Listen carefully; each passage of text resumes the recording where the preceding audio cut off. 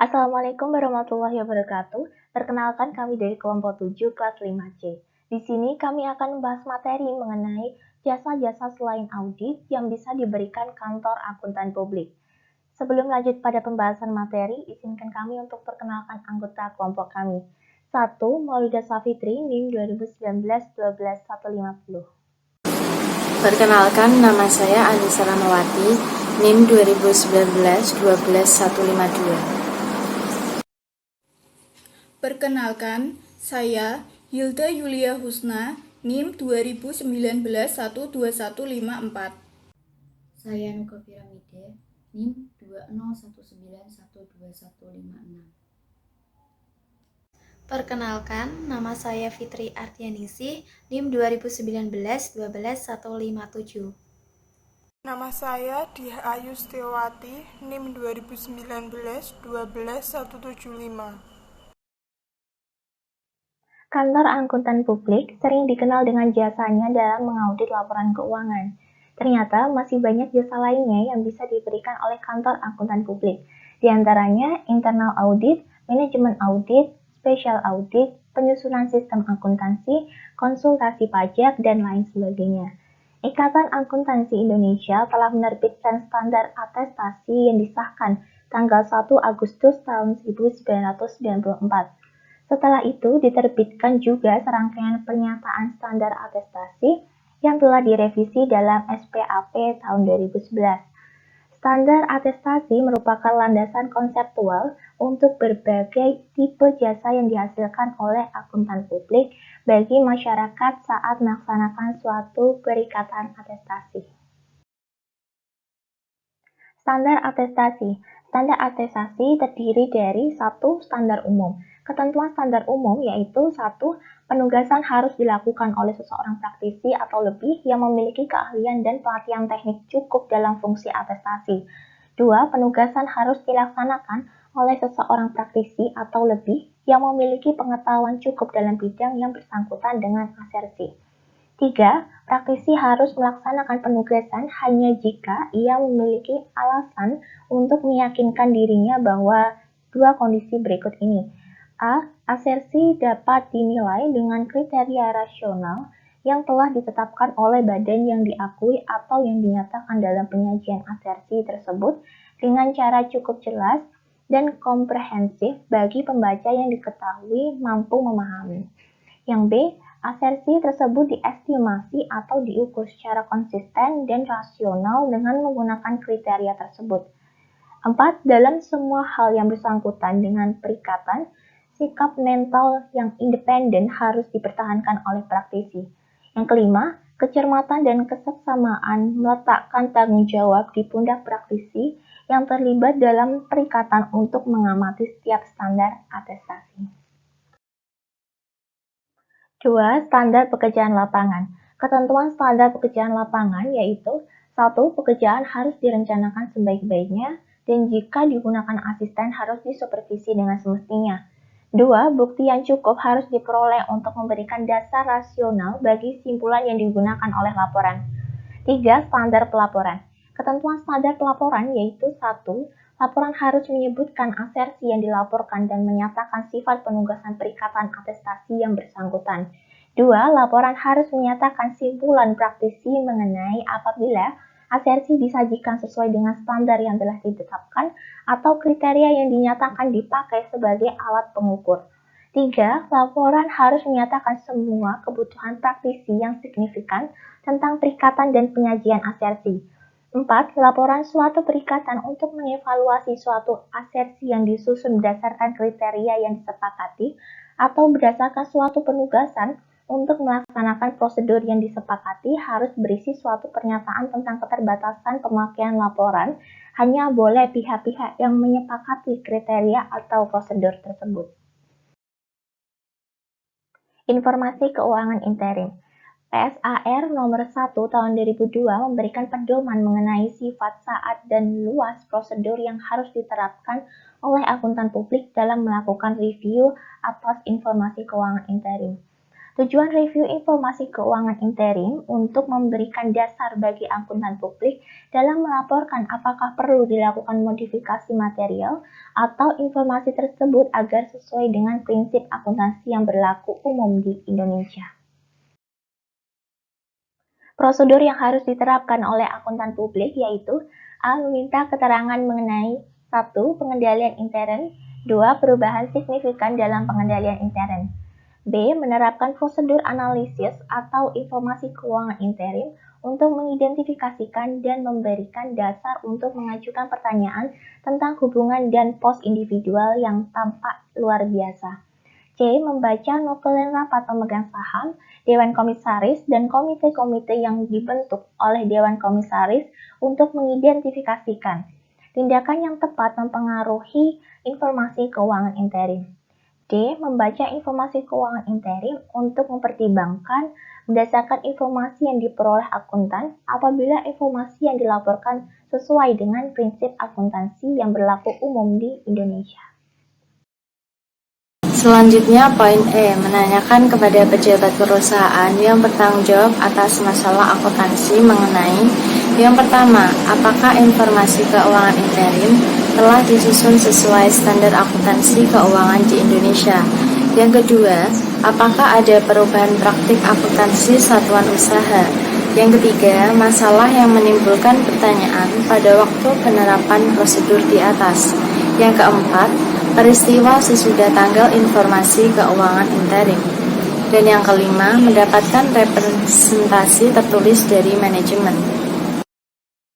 Laporan akuntan yang melampiri informasi keuangan interim yang telah direview harus mencakup berikut ini.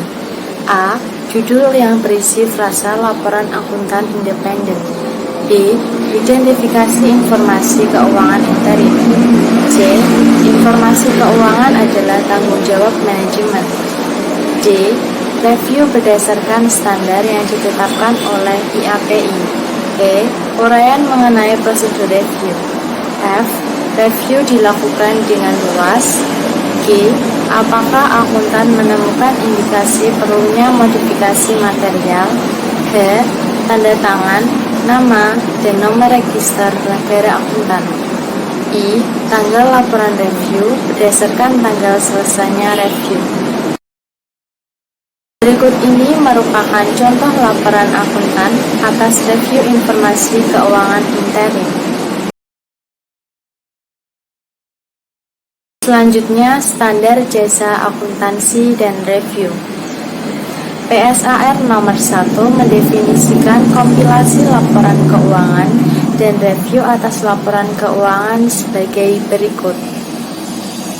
Kompilasi laporan keuangan adalah penyajian dalam bentuk laporan keuangan, informasi yang merupakan pernyataan manajemen atau pemilik tanpa usaha untuk memberikan pernyataan suatu keyakinan apapun terhadap laporan tersebut. Sedangkan review atas laporan keuangan adalah pelaksanaan prosedur permintaan keterangan dan analisis yang menghasilkan dasar memadai bagi akuntan untuk memberikan keyakinan terbatas bahwa tidak terdapat modifikasi material yang harus dilakukan atas laporan keuangan agar laporan keuangan tersebut sesuai dengan standar akuntansi keuangan di Indonesia atau sesuai dengan basis akuntansi komprehensif yang lain. Tujuan review sangat berbeda dengan tujuan kompilasi. Hasil review yang dilaksanakan melalui prosedur perintahan keterangan dan analisis harus menjadi dasar yang memadai bagi akuntan untuk memberikan keyakinan terbatas bahwa tidak ada modifikasi material yang harus dilakukan atas laporan keuangan. Sedangkan dalam suatu kompilasi akuntan tidak memberikan keyakinan seperti itu. Laporan keuangan yang dikompilasi tanpa audit atau review oleh akuntan harus disertai dengan suatu laporan akuntan yang menyatakan bahwa A. Kompilasi dilakukan sesuai standar jasa akuntansi review. B. Kompilasi terbatas pada penyajian informasi. Dan C. laporan keuangan tidak diaudit atau direview. Laporan keuangan yang direview oleh akuntan harus disertai dengan laporan akuntan yang menyatakan bahwa a.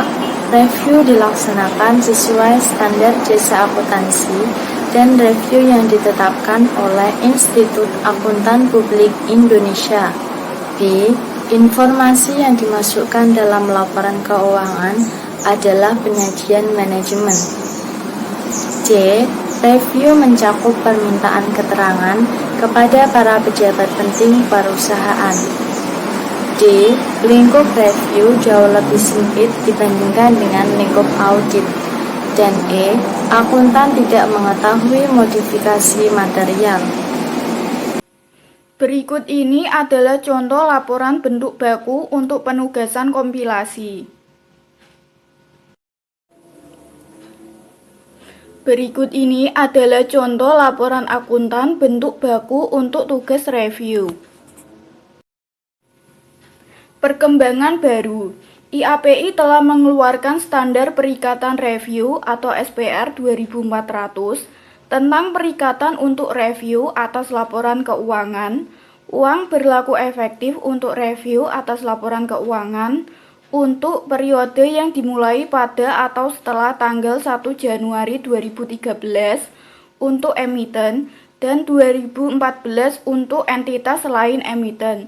Tujuan standar perikatan review atau SPR ini adalah untuk menetapkan standar dan penyediaan panduan tentang tanggung jawab profesional praktisi ketika seorang praktisi yang bukan merupakan auditor suatu entitas melaksanakan suatu perikatan untuk mereview laporan keuangan dan tentang bentuk dan isi laporan yang diterbitkan oleh praktisi tersebut dalam kaitan dengan review tersebut. Tujuan suatu review atas laporan keuangan adalah untuk memungkinkan seorang praktisi menyatakan apakah atas dasar prosedur yang tidak menyediakan semua bukti sebagaimana disyaratkan dalam suatu audit, terdapat hal-hal yang menjadi perhatian praktisi yang menyebabkan praktisi yakin bahwa laporan keuangan tersebut tidak disajikan dalam semua hal yang material, sesuai dengan kerangka pelaporan keuangan yang berlaku atau keyakinan bentuk negatif. Praktisi harus mematuhi kode etik yang ditetapkan oleh Institut Akuntan Publik Indonesia. Prinsip etika yang mengatur tanggung jawab profesional praktisi adalah independensi, integritas, objektivitas, kompetensi dan kecermatan profesional, kerahasiaan, perilaku profesional, dan standar teknis. Hal-hal yang akan dicantumkan dalam surat perikatan mencakup: yang pertama, tujuan jasa yang akan dilaksanakan; yang kedua, tanggung jawab manajemen atas laporan keuangan; ketiga, ruang lingkup review termasuk pengajuan ke SPR; yang keempat, akses tidak terbatas ke catatan, dokumentasi, dan informasi lain yang diminta berkaitan dengan review. 5. Suatu contoh laporan yang diharapkan akan diserahkan. 6. Fakta bahwa perikatan tidak dapat diandalkan untuk mengungkapkan kesalahan, tindak melanggar hukum, atau ketidakberesan lain, sebagai contoh kecurangan atau pemalsuan yang mungkin ada. Yang terakhir, pernyataan bahwa suatu audit tidak dilaksanakan dan bahwa opini audit tidak akan dinyatakan. Keuangan bisa dilihat pada eksibit 274. Digunakan sebagai panduan berkaitan dengan pertimbangan sebagaimana yang disebutkan secara garis besar dalam paragraf 10 SPR ini dan akan memerlukan variasi sesuai dengan ketentuan dan kondisi individual. Prosedur untuk mereview laporan keuangan umumnya mencakup hal-hal sebagai berikut. 1. Memperoleh suatu pemahaman tentang bisnis entitas dan industri yang di dalamnya entitas beroperasi. 2. Meminta keterangan tentang prinsip dan praktik akuntansi entitas. 3. Meminta keterangan tentang prosedur entitas untuk mencatat, menggolongkan, dan meringkas transaksi, mengumpulkan informasi untuk diungkapkan dalam laporan keuangan, dan menyusun laporan keuangan. 4. meminta keterangan berkaitan dengan seluruh asersi material dalam laporan keuangan. 5.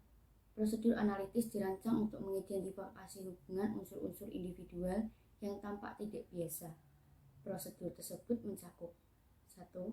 Membandingkan laporan keuangan periode kini dengan periode sebelumnya. 2. Membandingkan laporan keuangan dengan hasil dan posisi keuangan yang diharapkan. 3. Mempelajari hubungan unsur-unsur laporan keuangan yang akan diharapkan sesuai dengan pola yang dapat diprediksi berdasarkan pengalaman entitas atau norma industri.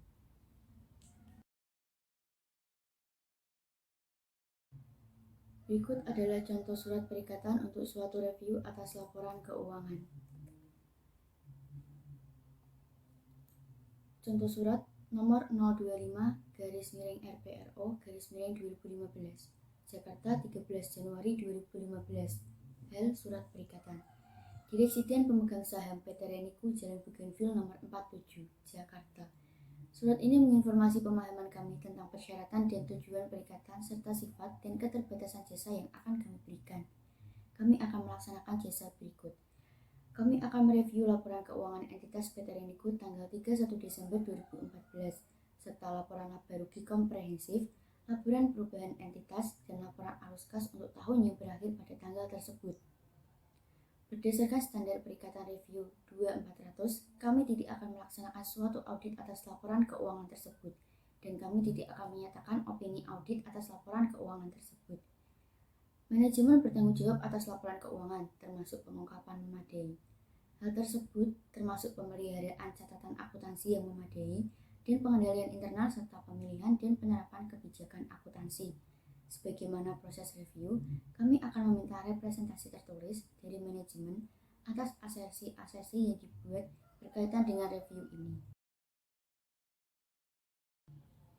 Perikatan kami tidak dapat diandalkan untuk mengungkapkan apakah terdapat kecurangan atau kesalahan, serta tindakan ilegal.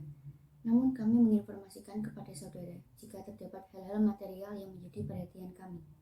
Mohon menandatangani dan mengembalikan salinan surat ini untuk menunjukkan bahwa pengaturan untuk review kami atas laporan keuangan telah sesuai dengan pemahaman saudara. Dalam menerapkan prosedur ini, praktisi akan mempertimbangkan laporan keuangan yang akan diharapkan sesuai dengan pola yang dapat diprediksikan berdasarkan pengalaman entitas atau norma industri. 1. Meminta keterangan tentang tindakan yang diambil pendapat pemegang saham, dewan komisaris, komite-komite dalam dewan komisaris, dan rapat lainnya yang berdampak terhadap laporan keuangan. 2. Membaca laporan keuangan untuk mempertimbangkan berdasarkan informasi yang menjadi perhatian praktisi apakah laporan keuangan sesuai dengan basis akuntansi yang telah ditetapkan. 3. Memperoleh laporan dari praktisi lain jika ada dan jika dipertimbangkan perlu yang telah melakukan audit atau yang review laporan keuangan komponen dari entitas. 4. Meminta keterangan kepada orang-orang yang mempunyai tanggung jawab atas keuangan dan akuntansi berkaitan dengan hal-hal sebagai contoh. A. Apakah semua transaksi telah dicatat? B. Apakah laporan keuangan telah disusun sesuai dengan basis akuntansi yang ditetapkan? C. Perubahan dalam aktivitas bisnis entitas dan prinsip serta praktik akuntansi entitas. 4. Hal-hal yang telah menimbulkan pertanyaan sepanjang penerapan prosedur-prosedur di atas. 5. Pemerolehan representasi tertulis dari manajemen bila pertimbangan tepat.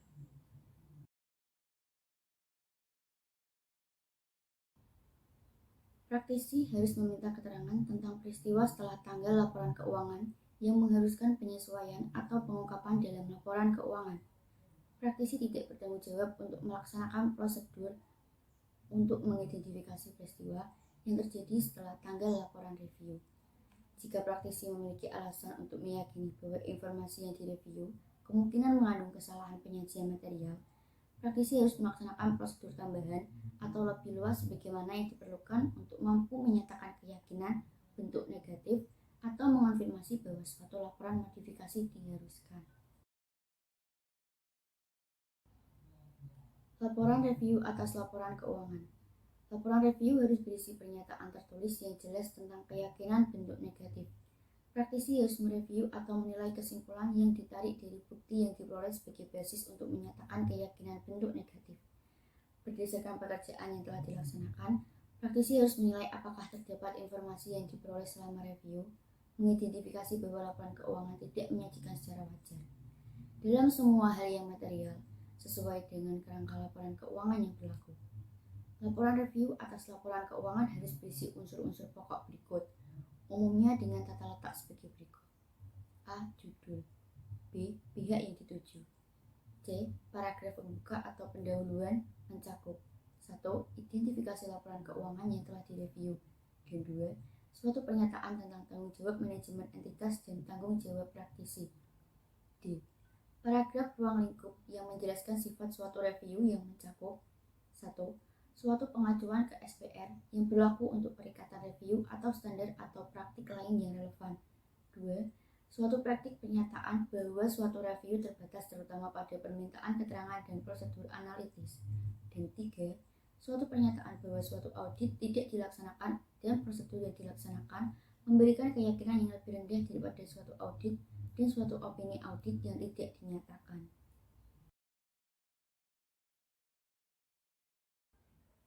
E. Pernyataan keyakinan bentuk negatif. F. Nama kantor akuntan publik, tanda tangan akuntan publik, nama akuntan publik, nomor registrasi akuntan publik, nomor registrasi kantor publik jika tidak tercantum dalam kop surat. G. Tanggal laporan dan alamat kantor akuntan publik jika tidak tercantum dalam kop surat. Praktisi harus memberi tanggal laporan reviewnya dengan tanggal selesainya review, yang mencakup pelaksanaan prosedur yang berkaitan dengan peristiwa yang terjadi sampai tanggal laporan tersebut. Namun, oleh karena tanggung jawab praktisi adalah melaporkan atas laporan keuangan yang disusun dan disajikan oleh manajemen, praktisi tidak boleh memberi tanggal laporan keuangan yang disahkan oleh manajemen. Permintaan keterangan dan prosedur review analitis yang dilaksanakan dalam suatu review atas laporan keuangan ditentukan berdasarkan pertimbangan praktisi. Prosedur yang dicantumkan di bawah ini semata-mata untuk tujuan ilustrasi saja. Hal ini tidak dimaksudkan bahwa semua prosedur yang dicantumkan tersebut berlaku untuk setiap perikatan review. Lampiran ini tidak dimaksudkan untuk digunakan sebagai suatu program atau checklist dalam melaksanakan suatu review. Selanjutnya, contoh 27.5, bentuk laporan review tanpa modifikasi. Untuk membuat laporan tersebut, kita harus mengisi nomor, halaman, dan alamat terlebih dahulu. Selanjutnya diikuti oleh direksi dan pemegang saham dan nama perusahaan, alamat. Terus untuk isinya itu sendiri, paragraf pertama, laporan auditor independen atau pihak yang dituju. Dan untuk paragraf yang kedua tentang tanggung jawab manajemen atas laporan keuangan. Selanjutnya untuk paragraf ketiga itu diisi tentang opini. Selanjutnya yang terakhir tanda tangan dari kantor akuntan publik. Selanjutnya contoh 27.6, contoh laporan review selain tanpa pengecualian. Pengecualian untuk penyimpangan dari standar akuntansi keuangan. Contoh tersebut kurang lebih sama dengan contoh laporan review tanpa modifikasi. Untuk contoh laporan review selain tanpa pengecualian ini, kita harus membuat atau mengisi nomor, halaman, sama tanggal terlebih dahulu. Selanjutnya diisi dengan nama perusahaan, alamat. Untuk isinya sendiri, yang paragraf pertama tentang laporan auditor independen atau pihak yang dituju. Selanjutnya untuk paragraf kedua tentang tanggung jawab manajemen atas laporan keuangan. Untuk paragraf yang ketiga tentang tanggung jawab auditor. Untuk paragraf yang keempat yang terakhir ini tentang hal lain. Selanjutnya tanda tangan dari kantor akuntan publik. Selanjutnya, Exhibit 27.7, laporan tidak wajar untuk penyimpangan dari standar akuntansi keuangan. Untuk membuat laporan tidak wajar ini, kita harus membuat atau mengisi nomor, halaman, sama tanggal terlebih dahulu. Selanjutnya, mengisi nama perusahaan, alamat. Dan untuk isinya, untuk paragraf yang pertama tentang laporan audit independen atau pihak yang dituju, yang kedua tanggung jawab manajemen laporan keuangan. Untuk yang paragraf ketiga tentang opini, yang paragraf keempat hal lain. Selanjutnya ditandatangani kantor akuntan publik. Selanjutnya, Other Assurance Service. Menurut Arens, tahun 2014-804 membahas dalam bukunya di bab 25 tentang Other Assurance Service yang berisi tentang review dan complication service, IAB Trust dan YS Trust Assurance Service. Penugasan untuk melaporkan internal control untuk service organization, penugasan khusus untuk jasa atestasi terhadap prospektif financial statement, penugasan agreed upon procedure. Menurut Arens, standar untuk kompilasi dan review laporan keuangan adalah SSARS atau Statement on Standard for Accounting and Review Service. Perikatan jasa review didesain untuk memungkinkan praktisi memberikan keyakinan terbatas apakah laporan keuangan disusun sesuai dengan standar akuntansi yang berlaku. Hubungan antara pengumpulan buku dengan tingkat keyakinan yang dipakai. Untuk gambar grafik tersebut mengilustrasikan perbedaan pengumpulan bukti dan tingkat asuransi atas audit, review, serta kompilasi, jumlah bukti, dan asuransi yang diperlukan untuk setiap penugasan tidak diidentifikasi oleh profesi sehingga tergantung pada pertimbangan akuntan. Untuk gambar grafik tersebut, bagian tingkat keyakinan yang dicapai ada tidak ada atau kompilasi, terbatas atau review, dan tinggi atau audit. Sedangkan untuk bagian jumlah bukti yang dikumpulkan ada minimal atau kompilasi, signifikan atau review, ekstensif atau audit. Prosedur yang disarankan untuk jasa dan review adalah 1. Dapatkan pemahaman atas bisnis klien dengan melakukan tanya jawab dengan klien. 2. Lakukan prosedur analisis. 3. Dapatkan surat pernyataan langganan. 4. Siapkan kertas kerja pemeriksaan. Berikut ini adalah contoh laporan review. Jasa komplikasi. Jasa komplikasi merupakan jasa untuk menyusun laporan keuangan klien. Praktisi tidak memberikan keyakinan apapun mengenai laporan keuangan tersebut. Persyaratan untuk jasa komplikasi. Pahami bisnis klien. Pahami prinsip dan praktik akuntansi untuk perusahaan sejenis.